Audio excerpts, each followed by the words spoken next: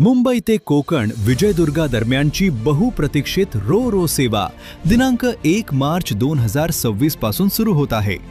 कोकणवासियांसाठी तसेच पर्यटकांसाठी ही अत्यंत दिलासादायक बाब आहे।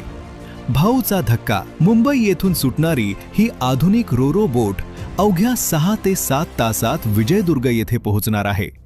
त्यामुळे रस्तेमार्गे लागणारा प्रदीर्घ वेळ कमी होऊन प्रवाशांना अधिक जलद आणि सोयीस्कर पर्याय उपलब्ध होणार आहे। या सेवेची क्षमता 620 प्रवासी आणि 35 वाहनांची असून वाहनासह थेट समुद्रमार्गे प्रवास करण्याची सुविधा ही या प्रकल्पाची विशेष वैशिष्ट्ये आहेत। त्यामुळे खासगी वाहनधारक, व्यावसायिक तसेच पर्यटनासाठी जाणाऱ्या प्रवाशांना मोठा दिलासा मिळणार आहे व कोकणातील आंबा व्यापार, वाहतूक स्वस्त आणि सुलभ होणार आहे।